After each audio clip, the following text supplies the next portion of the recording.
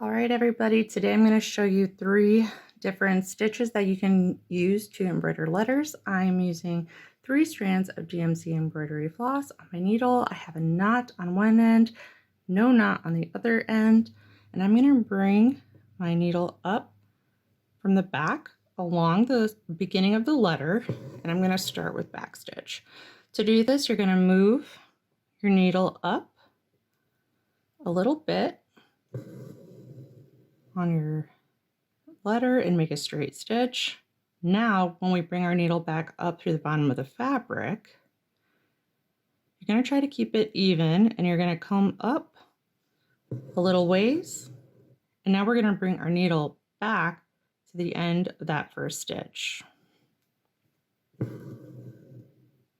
And that's it. It's really, really simple. And this is a great starting stitch. So we're going to do that all the way around and then come back.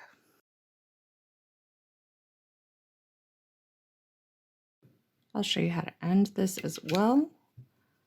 You can just run your needle under some of these stitches on the back.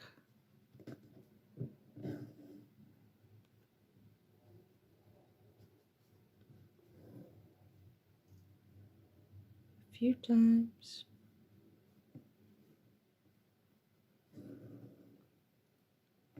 You should be pretty good. I try to keep it as close in line with the letter as possible. So the next variation, we're going to do this exact same thing because we need to start with the foundation of backstitch. For the next part, I'm going to show you in a different color, just so it's easier to see, but you can use the same color. You're going to start at the end of your letter and bring up your needle from the back. Now, instead of going back down through the fabric, we're actually going to go underneath the back stitches that we've already made, and we're going to pull through. This is called whipped back stitch. And a tapestry needle, that is a blunted tip, so it goes under those stitches better, but you can always use this eye side of your needle as well if you don't have one. And you're always going to come at it from the same direction. So like if I'm bringing my needle from the top, I always want to bring it from the top down. When you see embroidery videos online of people who like put names on sweatshirts, this is very often the stitch that they are using. And it's really nice. You can do like candy canes with it, or just have like a really nice rounded letter. This is a really fun one.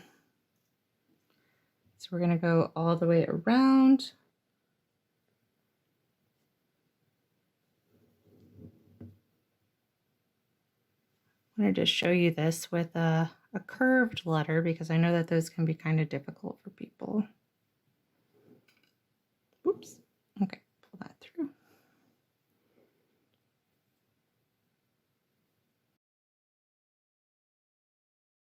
Okay, so now when we're at the end of this, you're just going to insert your needle back down through the fabric to secure. And you can kind of like move stuff around if you need to, but that is whipped backstitch. Okay, so for the last one we're going to do is called split stitch. And I'm going to change out the thread on my needle because ideally I want to have even numbered threads for this one. And I was using 3 before. You can absolutely do this with an odd number, but I think it looks neater if you do it with an even number of threads. Okay, this next one is called split stitch. It kind of looks like a chain stitch, but it's a lot easier to do. Okay, so we are going to just make our first straight stitch along our letter. And you're going to do it like you're going to back stitch. But instead of like having the needle come back down at this point, we're going to actually bring it into the middle of this last stitch. That's kind of why I like to have even threads, because if I have 2 on each side, it looks really even.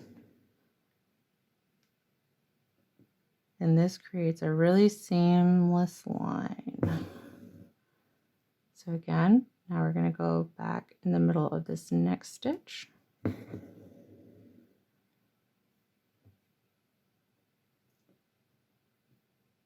Move our needle up for our letter, pull that back down, and just continue all the way around.